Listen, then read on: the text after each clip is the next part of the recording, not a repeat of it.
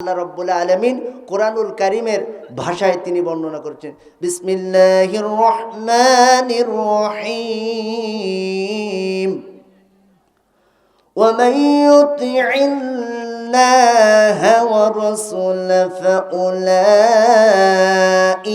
মা'আল্লাযীনা আন'আমা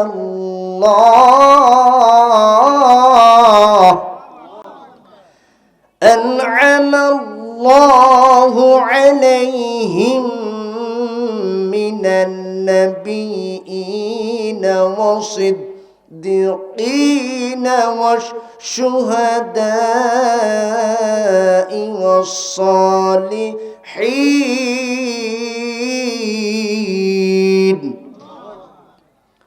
ওয়া হাসুনা উলাইকা রফিকা।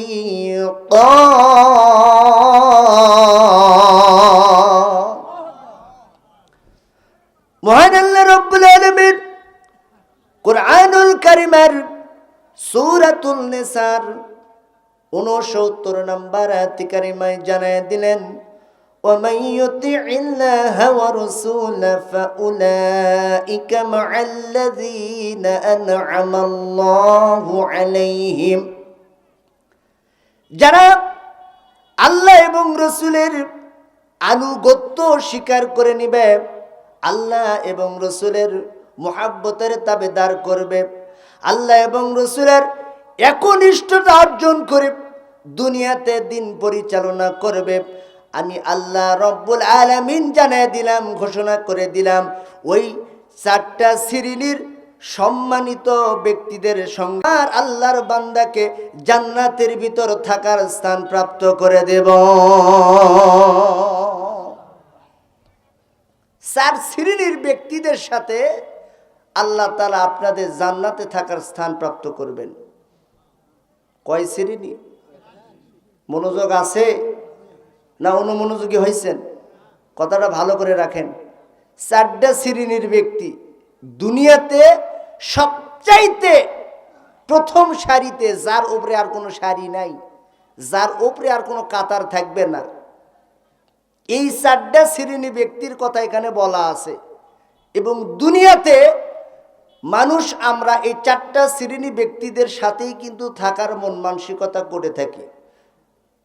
কি নবী করিম সাল্লাল্লাহু আলাইহি সাল্লাম বর্ণনা করেছেন, মান তাশাব্বাহা বিকওমিন ফাহুয়া মিনহুম। যে ব্যক্তি যার সাথে মিল মোহাব্বত রাখবে তার সাথেই তার হাসর নাসর হবে, তার সাথে তার কি হবে? হাসর নাসর হবে। আচ্ছা বলেন তো, এই দুনিয়াতে আমাদের ওঠা বসা কোন কোন ব্যক্তিদের সাথে? ভালো লোকের সাথে। ভালো লোকের সাথে ওঠা বসা করি আমরা। কথা বোঝেন না মনে হয়। ভালো লোকের সাথে ওঠা বসা করি। আমার কথা কি বোঝা যাচ্ছে বাবা? আলোচনা শুরু হবে, আশা করি আলোচনার কোনো কাল বিলম্ব হবে না। আলোচনা তো শুরু হয়ে গেছে। আমাদের ওঠা বসা কিন্তু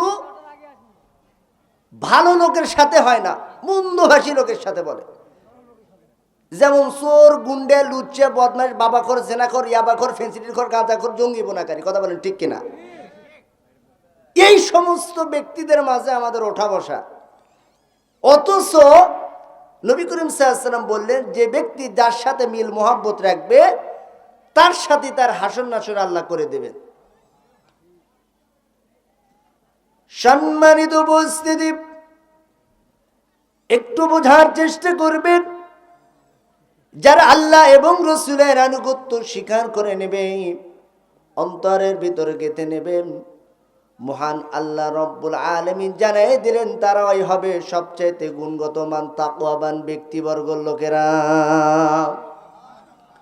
মহান আল্লাহ রব্বুল আলামিন জানিয়ে দিলেন এদের সম্পর্কে, ইন্নাল্লাহা মা'আল্লাযীনা তাকাউ ওয়াল্লাযীনা হুম মুহসিনুন।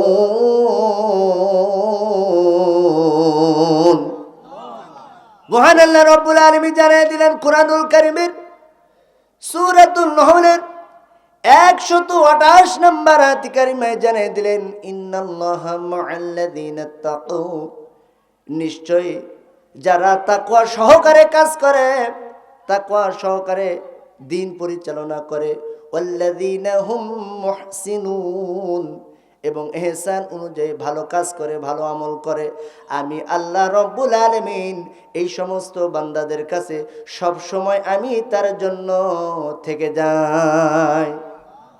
শুধু তাই নয়, ওই বান্দাকে আমি সর্বসময়, সর্বহালতে, সর্বজগতে আমি তাকে সহযোগিতা করে থাকি। এই সহযোগিতার কথা আল্লাহ কোরআনে বলছেন কি বলেন নাই? কথা বলেন। মহান আল্লাহ রব্বুল আলামিন কোরআনুল কারীমের সূরাতুল বাকারার 257 নম্বর আয়াতে কারিমায় জানিয়ে দিলেন, আল্লাহু ওয়ালিউল্লাযীনা আমানু ইউখরিজুহুম মিনাজ-যুলুমাতি ইলান নূর। আল্লাহ রাব্বুল আলামিন ঘোষণা করলেন, আল্লাহু ওয়ালিউল্লাযীনা আমানু, আল্লাহর যারা মুমিন হবে, মুত্তাকি হবে, পরহেজগার হবে, আল্লাহওয়ালা হয়ে যাবে, ওই মুমিন ব্যক্তির অভিভাবক স্বয়ং আমার আল্লাহ নিজেই হয়ে যায়। স্বয়ং কে? কথা বলেন। ওই মুমিন ব্যক্তির কন্ট্রোলার, ওই মুমিন ব্যক্তির প্রডিউসার সর্বসময় আল্লাহ তার জন্য হয়ে যাবে। ইউখরিজুহুম মিনাজ-যুলুমাতি ইলান নূর, আর অসংখ্য অগণিত রহমত বরকত দিয়া নূরে নূরান্বিত করে আমি আল্লাহ রব্বুল আলামিন তাকে নেককার বান্দাদের মধ্যে আমি তাকে শামিল করে দেব। তাহলে কত সুন্দর সিস্টেম, কত সুন্দর নিদর্শন। আর এই নিদর্শন যারা নেককার, দিনদার, পরহেজগার, আল্লাহওয়ালা ব্যক্তিবর্গ, তাদের সাথে আল্লাহ তাআলা তাকে শামিল করে দেবেন। আর এই শামিলকৃত ব্যক্তি প্রথম কাতারে যারা আছেন, মিনান নাবিয়িন, সুবহানাল্লাহ বলেন, নবীদের সাথে জান্নাতে থাকার স্থান প্রাপ্ত আল্লাহ করে দিবেন। নবী করিম সাল্লাল্লাহু আলাইহি ওয়াসাল্লাম হাদিস শরীফে বলেছেন, মান হাব্বা সুন্নতি ফাকাদ আহাব্বানি ওয়া মান আহাব্বানি কানা মাই ফিল জান্নাহ। যে ব্যক্তি আমার সুন্নতকে মহব্বত করবে, সুন্নতকে ভালোবাসবে, সুন্নতকে ইজ্জত করবে, ওই ব্যক্তি সুন্নতে মুহাব্বাত করার কারণে আমার সাথে সে জান্নাতে থাকার স্থান প্রাপ্ত হবে। আমার সাথে জান্নাতে থাকার স্থান প্রাপ্ত হবে, এই ওয়াদা নবী করিম সাল্লাল্লাহু আলাইহি ওয়াসাল্লাম নিজে করেছেন। সুবহানাল্লাহ বলেন।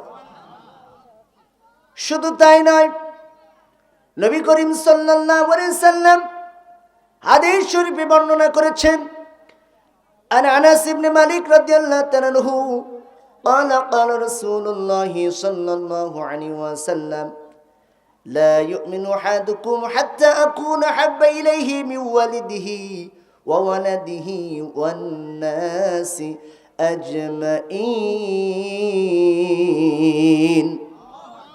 হযরত আনাস ইবনে মালিক রাদিয়াল্লাহু তাআলা বর্ণনা করেছেন, নবী করিম সাল্লাল্লাহু আলাইহি ওয়াসাল্লাম ফরমান করেছেন, তোমরা ততক্ষণ পর্যন্ত মুমিনই হতে পারবে না যতক্ষণ না তোমাদের পিতা মাতা, দাদা দাদি, নানা নানি, খালা খালু, ফুফা ফুফি, আত্মীয় স্বজন, পাড়া প্রতিবেশী, মহল্লাবাসী, দ্যাট মিন্স নিজের জীবনের চাইতেও যদি মুহাম্মদ রাসূলুল্লাহ সাল্লাল্লাহু আলাইহি ওয়াসাল্লামকে যদি পরিপূর্ণভাবে ভালোবাসা না দিতে পারো, ততক্ষণ পর্যন্ত তোমরা মুমিন হতে পারবে না।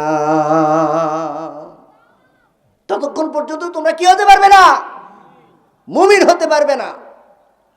আর এই মুমিন হওয়ার জন্য হযরত বাবা আদম আলাইহিস সালাম থেকে যুগ যুগান্তর থেকে শুরু করে এই যে সৃষ্টির বর্ণনা, এই যে ধারাবাহিকতাগুলো আল্লাহ মেইনটেইন করে দিয়েছেন সুন্দর করে, প্রত্যেকটা জাতির জন্য, প্রত্যেকটা উম্মার জন্য বর্ধিত করে দিয়েছেন। আর এই বর্ধিত করার জন্য এই ধারাবাহিকতাগুলো আমাদের জন্য কত সুন্দরভাবে লিপিবদ্ধ করা আছে। আদম আলাইহিস সালামকে দুনিয়াতে যদি আল্লাহ রব্বুল আলামিন যদি না পাঠাইতেন, অগণিত অফুরন্ত কোনো প্রকার ধারাবাহিকতা, কোনো জন্মসূত্রর আদর্শ লিপিবদ্ধ হইতো না। কথা বলেন ঠিক কিনা? আর এজন্য কোরআনুল কারীমের সূরাতুল সাদের ৭১ নম্বর আয়াতে কারিমায় তিনি বর্ণনা করেছেন, ইয ক্বালা রাব্বুকা লিল মালাইকাতি ইন্নী খালিকুম বাশারাম মিন তিন।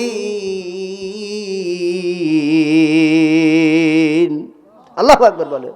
আমি আল্লাহ রাব্বুল আলামিন কুরআনুল কারীমের সূরাতুল সাদের ৭১ নম্বর আয়াতে কারিমায় জানায় দিলাম, স্মরণ করুন যখন আপনার প্রতিপালক ফেরেশতাদিগকে বলিয়াছেন, আমি মানুষ সৃষ্টি করেছি কর্দম হইতে, যখন আমি সুষম করিব ইয়াতে আমার রূহ, যখন আমি তাদের হৃদয়ে যখন ফুৎকার করব, আদম আলাইহিস সালামের রূহের যখন তার অন্তরের ভিতর ফুৎকার করে দিলেন, ফুৎকার করে দেওয়ার সঙ্গে সঙ্গে আদম আলাইহিস সালাম একজন শ্রেষ্ঠ মানুষে পরিণত হয়ে গেলেন।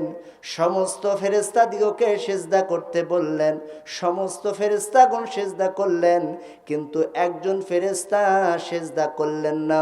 পূর্বে যখন তার নাম ছিল আজাজিল, ওই ফেরেশতা যদি তাকে যদি সিজদা করতো, তাজিমের সিজদা যদি দিয়ে দিত, সারা জীবন সমস্ত ফেরেশতাদের সর্দার হয়ে লিপিবদ্ধ থাকতো। কথা বলেন ঠিক কিনা?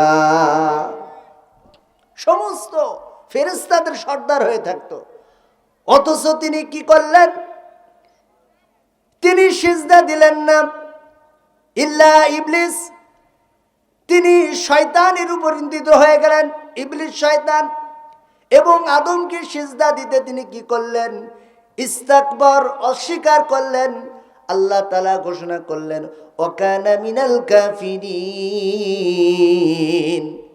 এবং কাফির হিসেবে তাকে সম্বোধন করে দিলেন। এই যে ধারাবাহিকতার সুন্দর নিদর্শন, যুগ যুগান্তর ধরে জন্মসূত্রগুলো লিপিবদ্ধ হচ্ছে। এই যে নবী আলাইহিস সালামের নিদর্শনগুলো আমার আপনার জন্য আদর্শ হিসেবে মানার দরকার আছে না নাই? তাদের চিন্তা চেতনা, তাদের জিন্দেগি, তাদের ইমানি মর্যাদা কত সুন্দর করে বর্ণনা করে দিয়েছেন। এই যে আদম আলাইহিস সালাম যুগ যুগান্তর ধরে তিনি দ্বীনের দাওয়াত দিয়েছেন। জন্মযুগন তার হওয়া মাত্রই তিনি বিবাহের মন্দিরে আবদ্ধ হয়েছেন, দাওয়াতে কারিমার কাজ করেছেন। কিন্তু ইবলিস আল্লাহর কাছে ওয়াদা করেছিল যে আমি তোমার বান্দাদেরকে কিয়ামত পর্যন্তই আমি বারবার ধোঁকা দিতে থাকবো। কথা বলেন ঠিক কিনা? অথচ আল্লাহ রাব্বুল আলামিন কুরআনুল কারীমে জানিয়ে দিলেন, ওয়ালা তাত্তাবিউ খুতুওয়াতিশ শাইতান ইন্নাহু লাকুম আদুউম মুবিন। ওয়ালা তাত্তাবিউ খুতুওয়াতিশ শাইতান, তোমরা শয়তানের পদাঙ্ক করো না।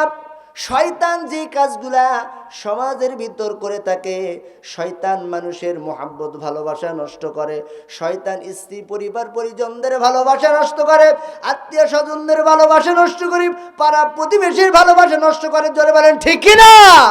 আমাদের মাঝে ক্রোহ দ্বন্দ্ব যত প্রকার লেগে যায়, শয়তান মানুষের শিরা উপশিরার মধ্যে বারবার পুঙ্খানুপুঙ্খানুভাবে ঢুকাইয়া যায়। মানুষের ভিতর মতবিরোধ শুরু করে, একে অপরের দোষারোপ করে।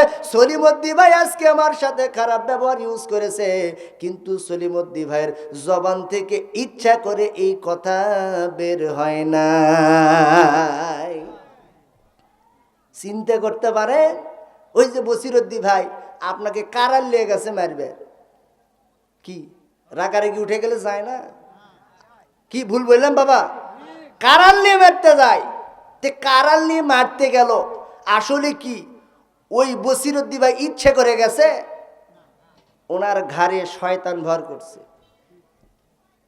এ যখন কারাল নিয়ে মারতে যায়, যদি বাই চান্স যদি একটা মেরেই দেয়, ও দেখেন রুম থেকে হাসুয়া নিয়ে এসে খাড়া করে, তোকে আজকে সেও দেবো। কি ভুল কইলাম? এই করে সমাজের ভিতর একটা দ্বন্দ্ব, একটা ফিতনা ফাসাদ, হত্যাকাণ্ডের মতো কার্যকলাপ ঘটে থাকে। কথা বলে ঠিক কিনা? যেরকম হাবিল আলাইহিস সালাম এবং কাবিলের মধ্যে সংগঠিত হয়েছিল, এই শয়তানের ধোঁকা সেখান থেকেই চলে আসছে এবং হত্যাকাণ্ড ওই হাবিল এবং কাবিলের ঘটনার থেকেই চলে আসছে। কথা বলেন ঠিক কিনা? এই যে ধারাবাহিকতা, সুন্দর সিস্টেম, শয়তান কিয়ামত পর্যন্ত ধোঁকা দেবে। এজন্য আল্লাহ বলছেন ওয়ালা তাত্তাবিউ খুতুওয়াতিশ শাইতান, তোমরা শয়তানের পদাঙ্ক করো না। শয়তান যেই কাজগুলো করে এই কাজের মধ্যে তোমরা লিপিবদ্ধ হয়েও না। আর শয়তান যখন এই কাজ করবে তোমরা সঙ্গে সঙ্গে যদি কিছুই না পারো, আস্তাগফিরুল্লাহ রাব্বি মিন কুল্লি যামবি ওয়া আতুবু ইলাইহি লা হাওলা ওয়ালা কুওয়াতা ইল্লা বিল্লাহিল আলিয়্যিল আযীম। সুবহানাল্লাহ বলে এই দোয়াটা সঙ্গে সঙ্গে পড়ে নেবেন। আর যদি এইটাও যদি না পারেন, আরেকটি দোয়া আছে যেটা হচ্ছে সাইয়্যিদুল ইস্তিগফার। নবী করিম সাল্লাল্লাহু আলাইহি সাল্লাম বলেন, কোন মুমিন বান্দা যদি ফরজ নামাজ পড়ে একবার যদি সাইয়্যিদুল ইস্তিগফার পড়ে, ওই বান্দার জীবনের গুনাহ খাতাগুলি আল্লাহ সঙ্গে সঙ্গে মাফ করে দেবেন। নবী সাল্লাল্লাহু শিখিয়ে দিয়েছেন, আল্লাহুম্মা আনতা রাব্বি লা ইলাহা ইল্লা আনতা খালাকতানি ওয়া আনা আবদুকা ওয়া আনা আলা হাদিকা ওয়া ওয়া'দিকা মাস্তাদাতু আউযু বিকা মিন শাররি মা সানাতু আবু লাকা বিনি'মাতিকা আলাইয়া ওয়া আবু বিযামবি ফাগফির লি ফা ইন্নাহু লা ইয়াগফিরু যুনুবা ইল্লা আনতা। আল্লাহু আকবার। নবী করিম সাল্লাল্লাহু আলাইহি সাল্লাম এই দোয়াগুলো শিখিয়ে দিলেন, উম্মার মধ্যে জানায় দিলেন। প্রত্যেকটা উম্মাগণ যখন এই দোয়াগুলো পড়তে থাকবে, কিয়ামত পর্যন্ত চ্যালেঞ্জ থাকলো ওই শয়তান আপনার কোনো ক্ষতি করতে পারবে না। আল্লাহু আকবার বলে। শয়তান যদি মানুষের ক্ষতি করতে পারে এই দুয়ার বদৌলতে, যেই রকম ভাবে কারেন্টের সাথে নেগেটিভ পজিটিভ এক হইলে যেই রকম ফায়ার করবে, আল্লাহর বান্দা এই দোয়া পাঠ করার সঙ্গে সঙ্গে শয়তান ফায়ার হয়ে 100 হাত নয় 1000 হাত ছিটকে পড়ে চলে যাবে। আল্লাহু আকবার। এজন্য আল্লাহ রাব্বুল আলামিন কত সুন্দর করে, কত সিস্টেম করে এই দোয়াগুলি ধারাবাহিকতা ভাবে আমাদেরকে শিখিয়ে দিয়ে গেছেন। এজন্য নবী আলাইহিস সালাতু ওয়াস সালামদের শান মান এবং আজমতের কথা আমাদের প্রত্যেকটা কথায় প্রত্যেকটা সময় আমাদের বারবার মনে পড়ে যায়।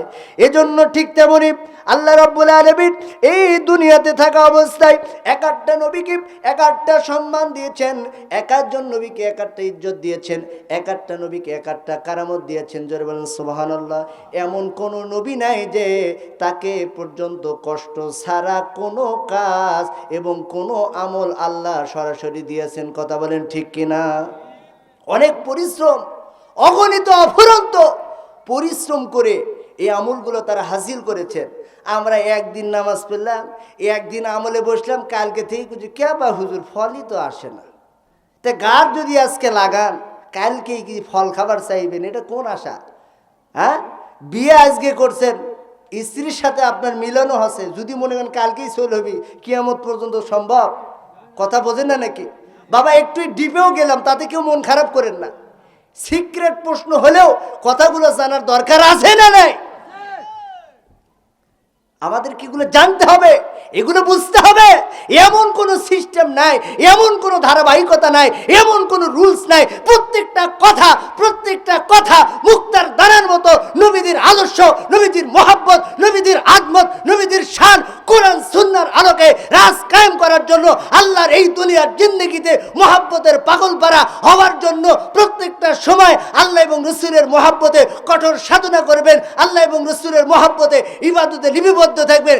একটা মুহূর্তের জন্য শয়তান নামক মুসলমান আপনাকে কখনো ধোঁকা দিতে পারবে না, পারবে না, পারবে না। কথা বলেন ঠিক কিনা?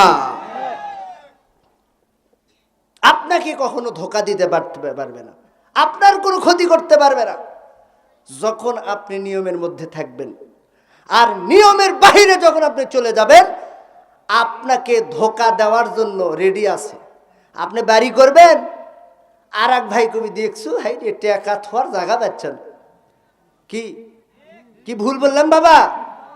তারপরে আপনি 1 বিঘে জমি কিনবেন, কষ্ট করেই কিনতেছেন, টাকা জড়ো করে করে স্ত্রী দিছেন, বা কলিমদ্দির মা তুমি না জড়ো করে বারে, আমরা তো গরিব মানুষ, একদিনে তো সম্ভব না। আর যাদের টাকার খেউর নাই এরা এখন মনে করেন রাত মানে সন্ধ্যা লাগলেই না, সকাল হওয়া মাত্র 100 মনে করে লক্ষ লক্ষ টাকা তাদের অ্যাকাউন্টে চলে যায়। কথা বলেন ঠিক কিনা? এই টাকার বরকত আল্লাহ দেন নাই, বরং কষ্ট করে মেহনত করে যে কাজটা করবেন, যে আমল করবেন, ওই আমলের ফল আল্লাহ তাআলা রব্বুল আলামিন সঙ্গে সঙ্গে না দিলেও সময় সাপেক্ষ অনুসারে আপনার আমলনামায় লিপিবদ্ধ করে দেবেন। সম্মানিত উপস্থিতি, কি বাবা কোনো কষ্ট পাচ্ছেন? আমার কথা কি খারাপ লাগতেছে বাবা? আমি কথাগুলো বাস্তব ভিত্তিক কোরআন সুন্নাহর আলোকে বলতেছি, কোনো আজে বাজে কথা বলতেছি না। যেই কথাগুলো বলতেছি কোরআন এবং হাদিসের আলোকে। এখানে মুহতারাম আছেন, আরও অনেক ওলামায়ে কেরাম আছেন, এনারাও ধারাবাহিকতা ভাবে এই কথাগুলোই বলে যান। কেউ হয়তো গুছায় বলতে পারে, আয়তে কেউ হয়তো নাও বলতে পারে, কিন্তু এতে মন খারাপ করার দরকার নাই। কারণ কোরআন ইন্না খায়রাল হাদিসা কিতাবুল্লাহ ওয়া খায়রাল হাদি ওয়া হাদিউ মুহাম্মাদিন সাল্লাল্লাহু আলাইহি ওয়াসাল্লাম। আল্লাহ রাসূল সাল্লাল্লাহু আলাইহি ওয়াসাল্লাম বিদায় হজের ভাষণে তিনি বারবার বলে গেছেন, আমার উম্মতেরা তোমরা জেনে রাখো, যতদিন তোমরা দুনিয়াতে অবস্থান করবা দুইটা জিনিস আমি তোমাদের মাঝে রেখে যাচ্ছি। একটা হচ্ছে ইন্না খায়রাল হাদিসা কিতাবুল্লাহ, আমার আল্লাহর কালাম, ওয়া খায়রাল হাদি ওয়া হাদিউ মুহাম্মাদিন সাল্লাল্লাহু আলাইহি ওয়াসাল্লাম, আরেকটি হচ্ছে নবীজির রেখে যাওয়া হাদিস। এই দুইটা জিনিস যতদিন তোমরা আঁকড়ে ধরবে, একদম আঁকড়ে ধরা বলতে খালি ধরে লেবস থাকলে হবি না, ওই তাকের উপরে কোরআনুল কারিম রাখলে হবি না, বছরও একদিন হাত দেয় না। কোরআনের উপরে মাকড়াসা জাল বেঁধে ভাষা করে ঘর বেঁধে থাকিচ্ছে কি? হ্যাঁ, কোরআন কি ওই যে তাকের উপর তুলে রেখে মাকড়াসা ঘর করে রাখার জন্য নাকি? কোরআন এসেছে এই দুনিয়ার মানুষকে সত্যের পথে উন্মোচিত করার জন্য, সত্যের পথে দাখিল করার জন্য, আল্লাহওয়ালা বানার জন্য। কথা বলেন ঠিক কিনা? এজন্য আল্লাহ রাব্বুল আলামিন কোরআনুল কারীমের সূরাতুল ইব্রাহিমের প্রথম নাম্বার আয়াতে কারিমায় বলেন, কিতাবুন আনজালনাহু ইলাইকা লিতুখরিজান নাসা মিনাজ যুলুমাতি ইলান নূর।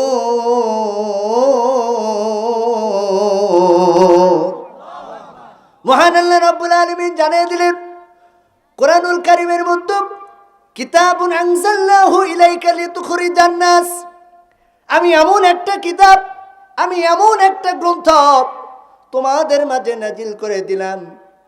এই কিতাবটা নাজিল করার সঙ্গে সঙ্গে সমস্ত মানুষকে সত্যের দিকে, সত্যের পথে অর্থাৎ আলোর পথে আমি আল্লাহ রাব্বুল আলামিন ধাবিত করে দেব।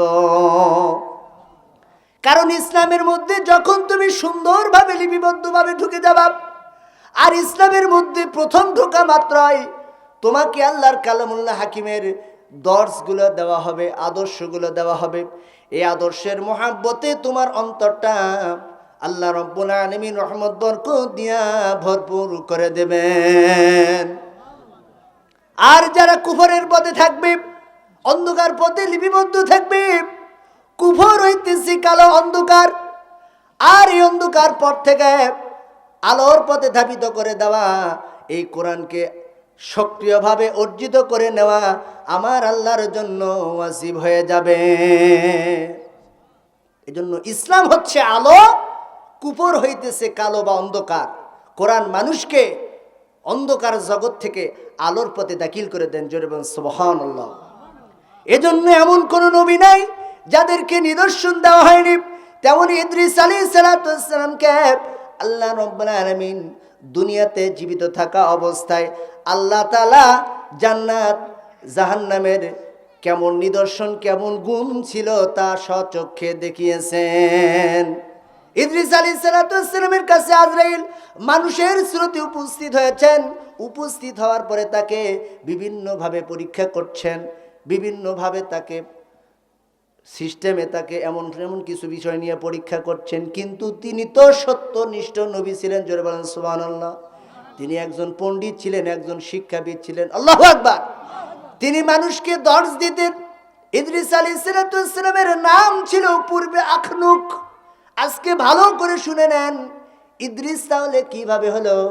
তেনার পূর্বে নাম ছিল আখনুক। ইদ্রিস শব্দের অর্থ হচ্ছে দর্শ। এই তিনি পাণ্ডিত্য ব্যক্তি অর্জনকারী একজন মানুষ। তিনি মানুষকে কোরআন এবং হাদিসের বিভিন্ন সেই সময় যার ওপরে যেই গ্রন্থ যে কিতাব যখন লিপিবদ্ধ ছিল এই কিতাব থেকে তিনি দর্শ দিতেন। এই দর্শ শব্দের অর্থ হচ্ছে ইদ্রিস। আল্লাহু আকবার। এজন্য আল্লাহ রাব্বুল আলামিন কোরআনুল কারীমের সূরাতুল মারইয়ামের 56 নম্বর আয়াত কারিমায় তিনি বর্ণনা করেছেন, ওয়াযকুর ফিল কিতাবি ইদ্রিস ইন্নাহু কানা সিদ্দিকান নাবিয়্যা ورفعناه مكانا عليا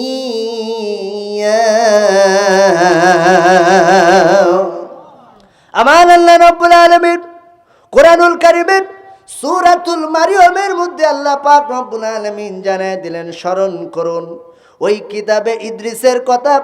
সে ছিল সত্যনিষ্ঠ নবী এবং আমি তাকে উচ্চে উন্নীত করিয়েছিলাম, অর্থাৎ দুনিয়াতে থাকা অবস্থায় আমি জান্নাতে সরাসরি আমি আল্লাহ রাব্বুল আলামিন ঢুকিয়ে দিয়েছিলাম। এই জান্নাতে ঢুকে তিনি জান্নাতের বিভিন্ন প্রকার তিনি দর্শন নিয়েছেন, জাহান্নামের দর্শন নিয়েছেন, অনেক গুণে গুণান্বিত ছিলেন। এইভাবে নবী আলাইহিস সালাতু ওয়াস সালামদের পর্যায় ঘটেছে। জোরে বলেন সুবহানাল্লাহ। নূহ আলাইহিস সালাতু ওয়াস সালামের জামানায় দেখা যায় তিনি কিস্তিটা যদি পারে ভিড়াইছেন। আমার আল্লাহ ডেকে বলছেন, তোমার তো 4টা সন্তান, আর যেই সন্তান তোমার ইসলাম মানে না, তোমার কোরআন মানে না, আমাকে মানে না, এমন সন্তানকে যদি তুমি তোমার পরিচয় দাও। ছেলেকে বলছে ইয়া বুনাইয়ার কাম্বানা, হে ছেলে তুমি জাহাজের ভিতর ওঠো। আমার আল্লাহ রাব্বুল আলামিন জানিয়ে দিলেন, ইয়া নূহ ইন্নাহু লাইসা মিন আহলি, যেই সন্তান তোমাকে মানে না, আমাকে মানে না, আমার ধর্ম মানে না, এমন সন্তানকে তুমি যদি তোমার হাল বলে পরিচয় দাও, নবুয়তের দপ্তর থেকে আমি তোমার নামটি কেটে দেব। আল্লাহু আকবার বলে। হযরত নূহ আলাইহিস সালাতু ওয়াস সালামের এই যে সম্মানিত ইজ্জত, আল্লাহর প্রতি একনিষ্ঠতা থাকার কারণে কতগুলা মর্যাদা আমার আল্লাহ রাব্বুল আলামিন জানিয়ে দিয়েছেন। এই জন্য তাকওয়ার গুণ যেই নবী আলাইহিস সালাতু ওয়াস সালামদের ভিতর আল্লাহ রাব্বুল আলামিন পরিপূর্ণতাভাবে বৃদ্ধি করে দিয়েছেন।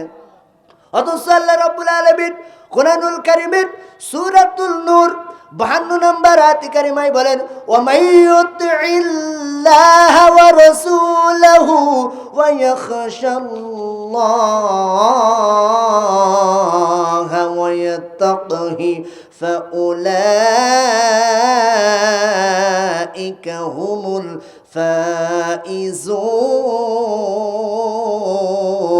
ফাইজুন।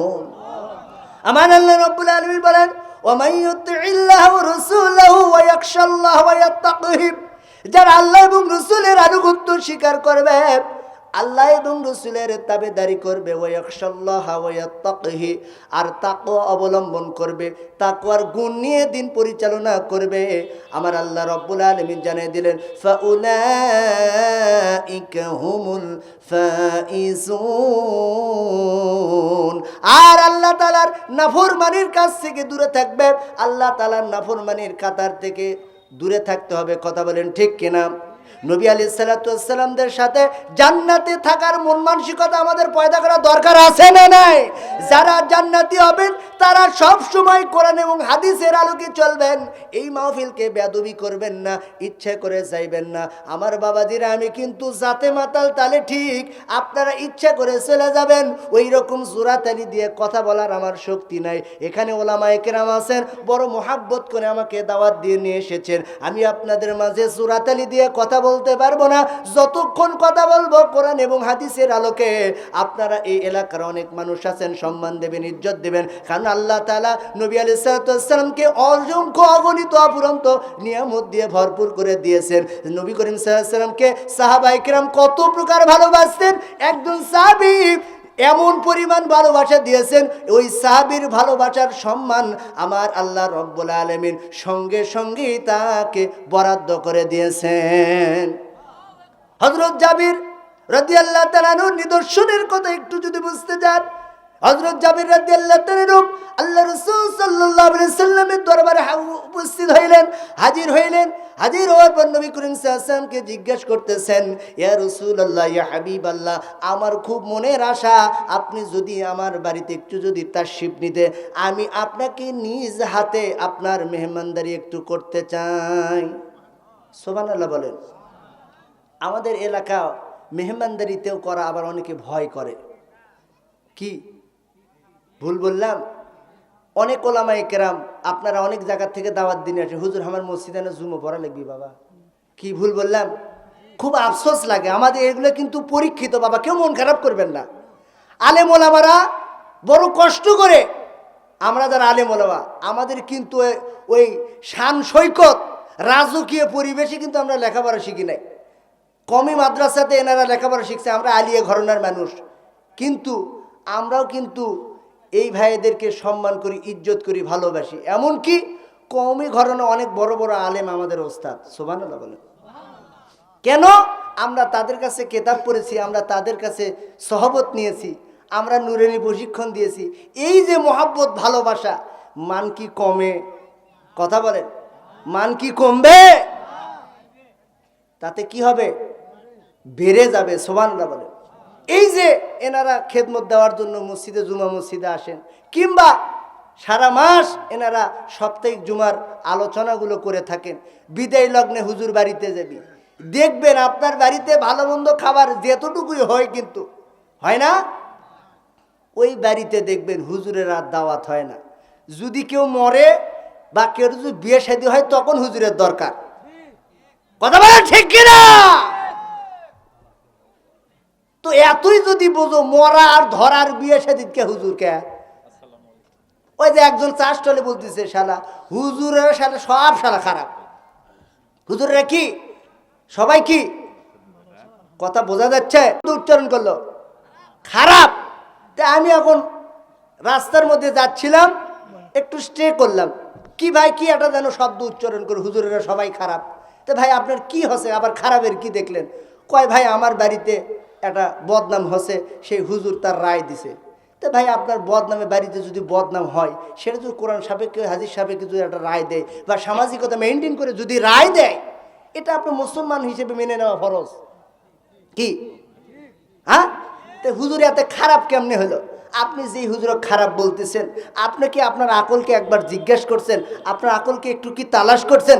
আপনার মায়ের বিয়ে কেন পড়াছে? হ্যাঁ, কি ভুল বললাম? আপনার মায়ের বিয়ে কে পড়াছে?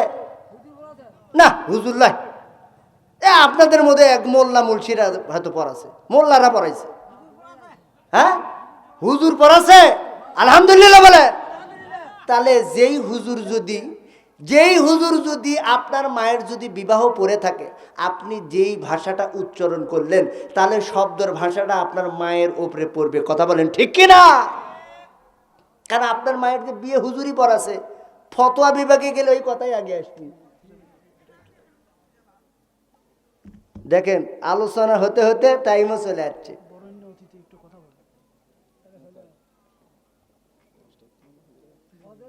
কথা যেহেতু আমাদের মিডিয়া চলতেছে, 2-1 মিনিট কথা বলতে বলে নেন, আমি লাইনে শুরু করে দেবো। 2-1 মিনিট কথা বলে নেন বাবা, কারণ আমাদের মিডিয়া পুরো বাংলাদেশে এই কথাগুলো চলে যাবে। এই জন্য বড় আশা করে ওনারা আসে না। হ্যাঁ বলে দেন,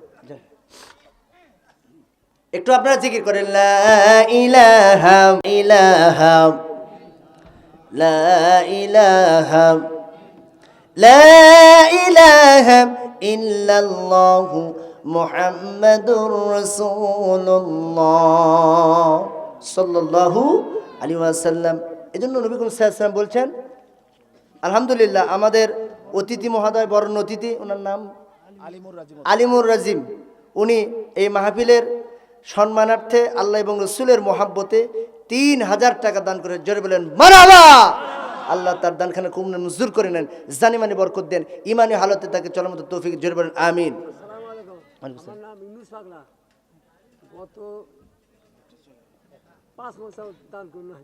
আবার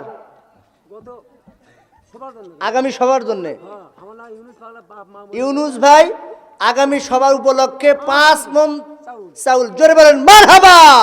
আল্লাহ দাদান খান কবর মঞ্জুর করে নেন, জানমালে বরকত দিয়ে দেন, পিতা মাতা কবরটাকে আপনি জান্নাতের টুকরা বানাইয়া দেন। আল্লাহ বাবাজিকে দি ইসলামী দাইন আল্লাহর প্রতি আপনি কবর মঞ্জুর করে নেন। জোরে বলেন আমিন।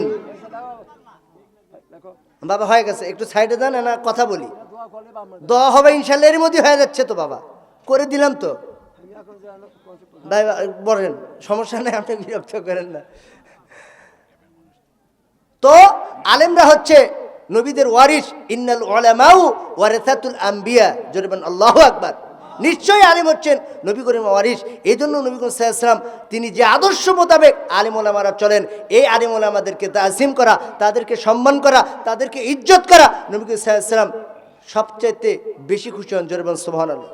সম্মানিত উপস্থিতি, হযরত জাবের রাদিয়াল্লাহু তাআলা আল্লাহ রাসূল সাল্লাল্লাহু আলাইহি ওয়াসাল্লামকে দাওয়াতের জন্য আদেশ করলেন। নবী করিম সাল্লাল্লাহু আলাইহি ওয়াসাল্লাম ওই দাওয়াতটা কবুল করে নিলেন। দাওয়াতের দিন তারিখ ঠিক হয়ে গেল।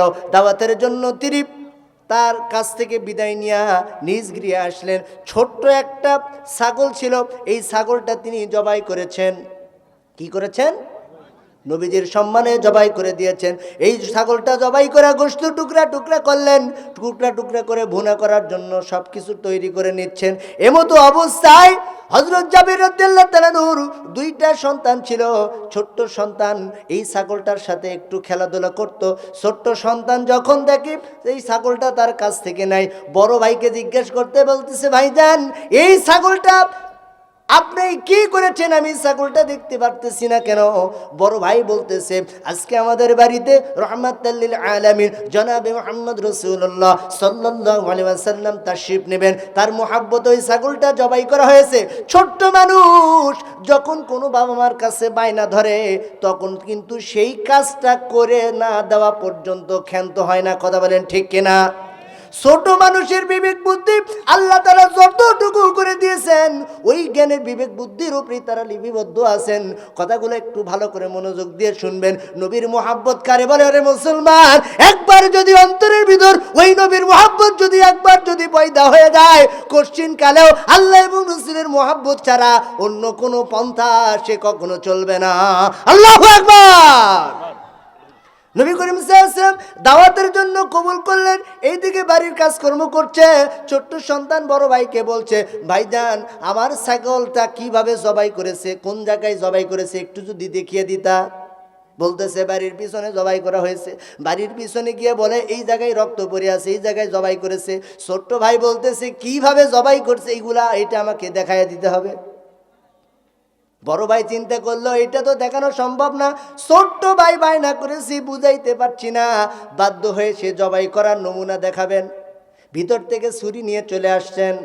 ছুরি নিয়ে আসার পর ছোট ভাইকে বলতেছে, ছোট ভাই এই জমিনে তুমি শুয়ে পড়ো, যেইভাবে শুইতে হয় শুয়ে পড়লেন। শুয়ে পড়ে কেবলা দিকে মুখ করলেন, আল্লাহু আকবার বলে নমুনা দেখাইতে গিয়া ওই ছোট্ট ভাইকে তিনি জবাই করে ফেলে দিলেন। জবাই করে ফেলার পর তিনি চিন্তা করলেন, কি ব্যাপার, আমার ছোট ভাইয়ের তো কোনো সারা শব্দ নাই, আমি তো চিন্তিত হয়ে গেলাম। আজকে আমার বাবা এই সন্তান মেরে ফেলে দেওয়ার কারণে কি বিচার করবে আমি জানি না। এই দিকে তিনি বারবার তালাশ করতেছেন রাসূল সাল্লাল্লাহু আলাইহি ওয়াসাল্লাম তাশরীফ নেবেন কিনা। এখন তিনি বারবার তালাশ করতেছেন হুজুর আসতেছেন কিনা। আর এইদিকে ছোট্ট ছেলে এবং বড় ছেলের খোঁজে তিনি বাইরে বের হয়ে গেছেন। বাইরে বের হওয়ার পরে ছেলেদের নাম ধরে ডাক দিতেছেন। বড় ভাই চিন্তা করছে, সর্বনাশ, ছোট ভাইকে তো আমি দুনিয়া থেকে বিদায় করে দিলাম, আমার বাবা মনে হয় আমার এই বিষয়টা বুঝতে পেরেছে, এই জন্য আমার নাম ধরে ডাক দিতেছে। ওই এমন একটা গাছের উঁচু জায়গায় আড়াল করে বসে গেল। গাছের এমন একটা ডালে আড়াল করে বসে গেল। এইদিকে আবু হযরত জাবের রাদিয়াল্লাহু তাআলা দেখেন ছোট্ট ছেলে জবাইরত অবস্থায় হয়ে পড়ে গেছে। ছোট্ট ছেলেকে দেখে তিনি বিমোহিত হয়ে গেলেন। চক্ষু বেয়ে বেয়ে গড় গড় করে পানি পড়ছে, আর তার ভিতরে সবরের এখতিয়ার কাজ করছে। আল্লাহু আকবার। যেই পিতা মাতার মধ্যে সবর এখতিয়ার কাজ করে, আল্লাহ তাআলা ওনার জন্য সমস্ত রাস্তাগুলো প্রশস্ত করে দেয়।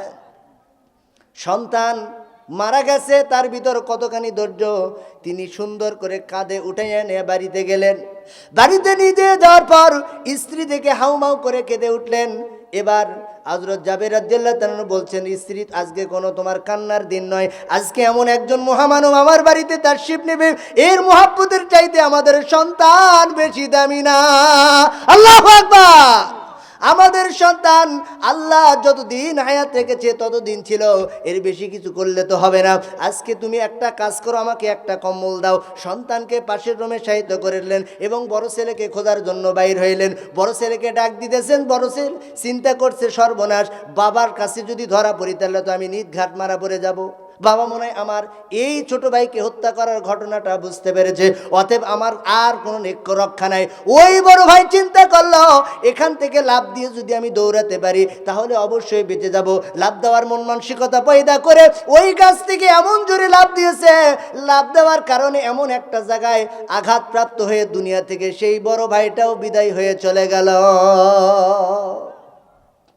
এবার হযরত জাবের রাদিয়াল্লাহু তাআলা বড় সন্তানের লাশটা দেখে তিনি পূর্বেকার মতো আবার বিমোহিত হয়ে গেলেন। আল্লাহর কাছে আরজ করলেন, আল্লাহ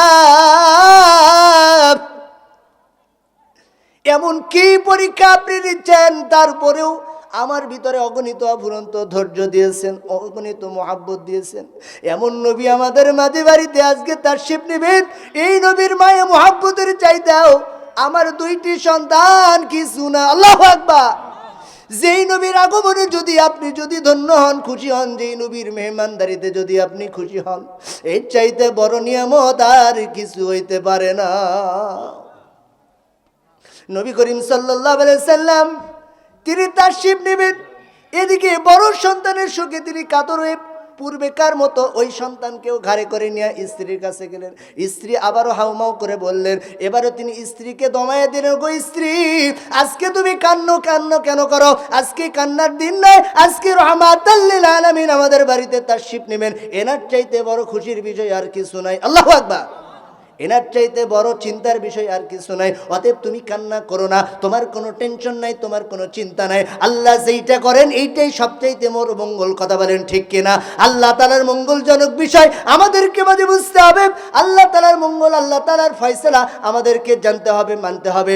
এবার তিনি অনেক আশা আকাঙ্ক্ষা করে সন্তানকে আবার পাশের রুমে কম্বল দিয়ে ঢাকিয়ে রাখলেন। এইদিকে মুসা ইসলামের জন্য পায়চারি করতেছেন। কিছুক্ষণ পর দেখা গেল মুসা ইসলাম তার বাড়িতে তাশরিফ নিলেন। এই তাশরিফ নেওয়ার সঙ্গে সঙ্গে আল্লাহর পক্ষ থেকে এলান হলো, জিবরাইল আমিন আলাইহিস সালাতু ওয়াস সালাম হযরত আল্লাহ রাসূল সাল্লাল্লাহু আলাইহি ওয়াসাল্লামকে বললেন, ইয়া রাসূলুল্লাহ, ইয়া হাবিবাল্লাহ, আপনি যখন খানা খাওয়ার জন্য মেহমানদারিতে শরীক হয়ে যাবেন, হযরত জাবের রাদিয়াল্লাহু তাআলা নূর দুইটি সন্তানকে সঙ্গে করে নিয়ে আপনি খানা খাবেন।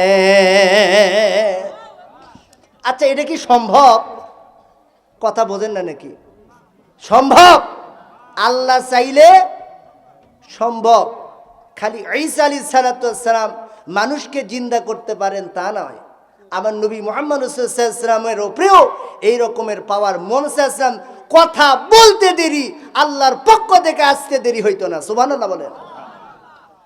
এবারে জিবরাইল আমিন রাসূলুল্লাহ সাল্লাল্লাহু আলাইহি ওয়াসাল্লামের কাছে বললেন, আপনি জাবের রাদিয়াল্লাহু তাআলা দুই সন্তানকে নিয়ে খাবার খাবেন। খাবার খাওয়ার জন্য ভিতরে তিনি বিছায়া দিলেন, দস্তরখানা বিছাইছেন, অন্যান্য সাহাবায়ে কেরাম আছেন।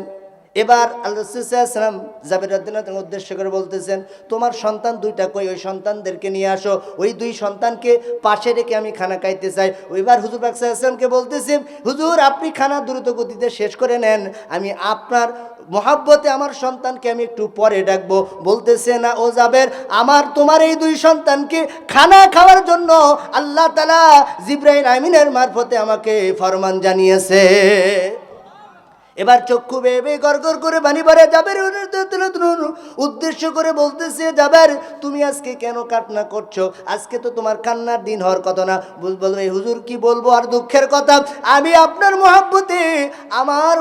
মহাব্বতে আমি ছাগলখানা জবাই করছিলাম। এই ছাগলখানা জবাইয়ের পরেই আমি দেখি আমার দুইটা সন্তান মৃত অবস্থায় পড়ে আছে। পাশের রুমে আমি তাদেরকে ঢেকে রেখে দিয়েছি।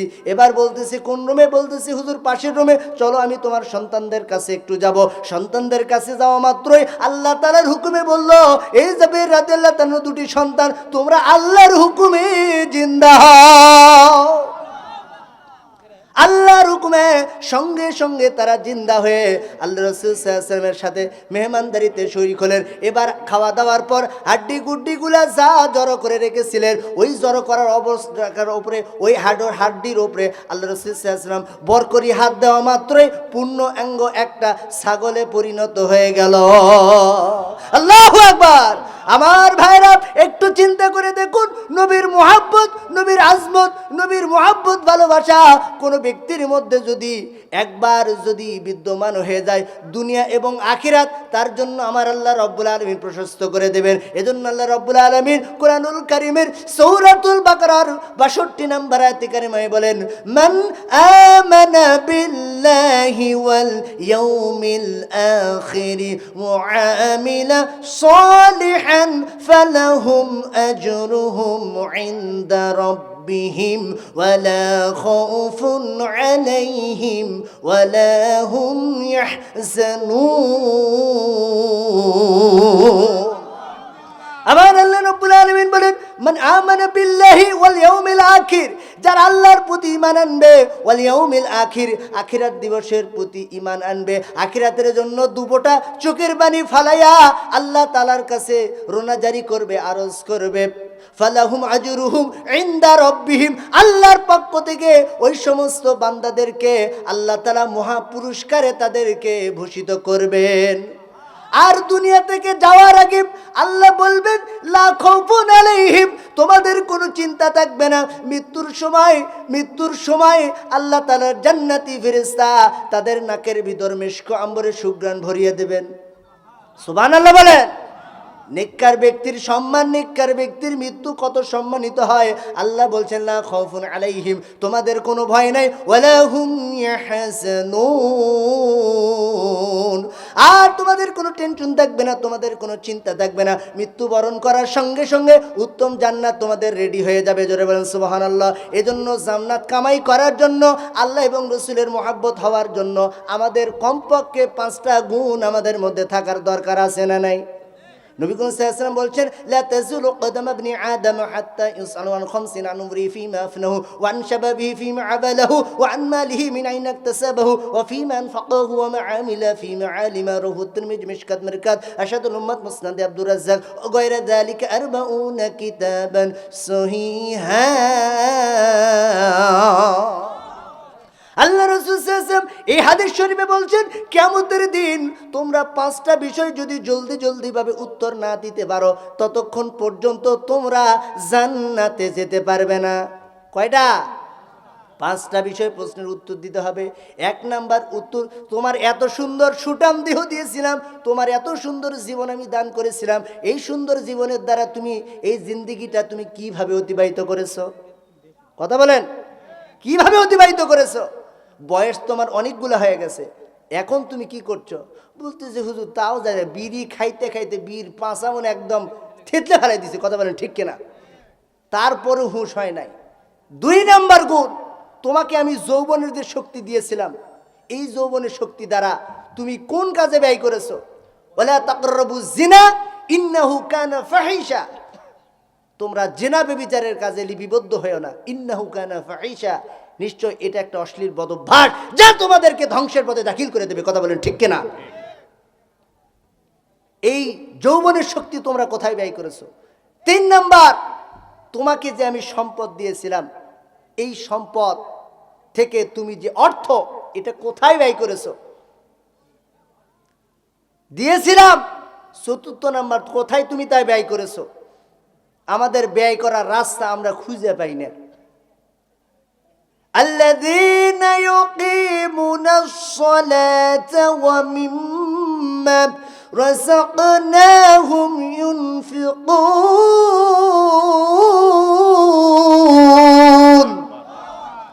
আল্লাহ রাব্বুল আলামিন বলেন, আল্লাযীনা ইউকিমুনাস সালাতা ওয়া মিম্মা রাযাকনাহুম ইউনফিকুন, তোমরা সালাতের মধ্যে দাখিল হও এবং তোমাদেরকে আমি যেই রিজিক দিছি, এই রিজিকটা আল্লাহর রাস্তায় তোমরা ব্যয় করতে থাকো।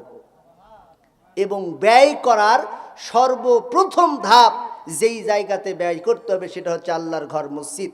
নবী করিম সাল্লাল্লাহু আলাইহি ওয়াসাল্লাম বর্ণনা করেছেন, মান বানা মসজিদান বানাল্লাহু লাহু বাইতাল ফিল জান্নাহ। যে ব্যক্তি আল্লাহর ঘরে শ্রম দিবে, টাকা দিবে, মোহাব্বত দিবে, ভালোবাসা দিবে, কায়িক শ্রম দিয়া একদম মৃত্যু অবধি পর্যন্ত শ্রমটা ব্যয় করবে, অসংখ্য স্বর্ণখচিত দ্রব্যের ভিতর আমি আল্লাহ রাব্বুল আলামিন তার বালাখানা তৈরি করে দেব।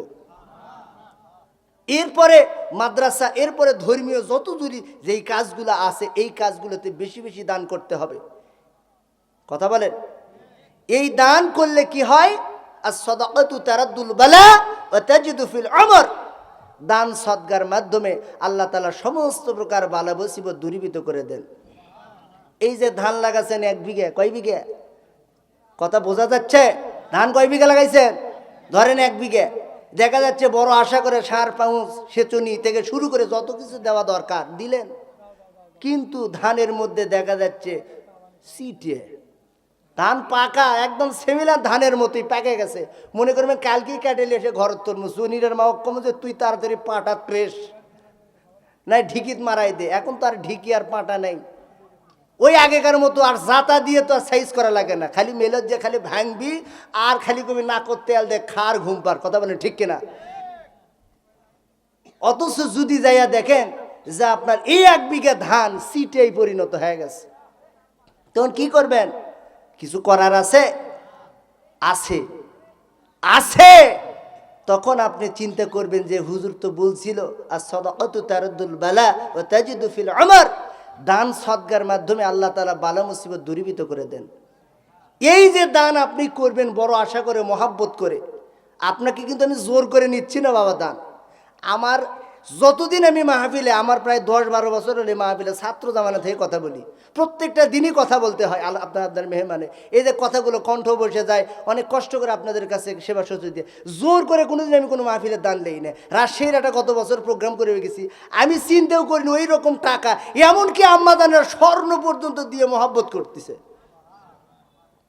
টাকা এরকম 2 জায়গাতে ড্রাম দিছে, 2 জায়গা 1 ড্রাম ভরে আর 1 ড্রাম লিয়াচ্ছে। একজন করছে এ ড্রাম তো হবি না, বস্তা লিয়ায়।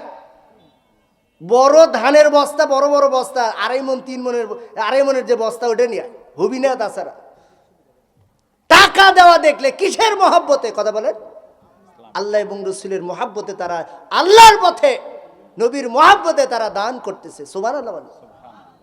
কে ইচ্ছা করলে তো তারা টাকাগুলো রাখতে পারতো ব্যাংকে, কোটি কোটি টাকা, মানুষ আছে। কিন্তু আপনি যদি এই টাকাগুলো না দেন, ওয়াল্লাযীনা ইয়াকনিজুনা যাহাবা ওয়াল ফিদ্দাতা ওয়ালা ইউনফিকুনাহা ফি সাবিলিল্লাহ ফাবাশশিরহুম বিআযাবিন আলীম। আল্লাহু আকবার। আপনি যদি দান সদকা যদি না করেন, সোনা রূপা টাকা পয়সা যদি পুঞ্জীবিত করেন, কিয়ামতের দিন এগুলো আপনাকে বারবার আল্লাহর পক্ষ থেকে ছ্যাঁক দিতে থাকবে, আপনার পিঠে, আপনার পা ধরে, আপনার ললাটে। এই টাকাগুলো বিষধর সাপ হয়ে আপনাকে দংশন করতে থাকবে। এই কথাগুলো তো কোরআন এবং হাদিসের কথা। আমার কি টাকা ভরে গেছে বানায় কথা বলা?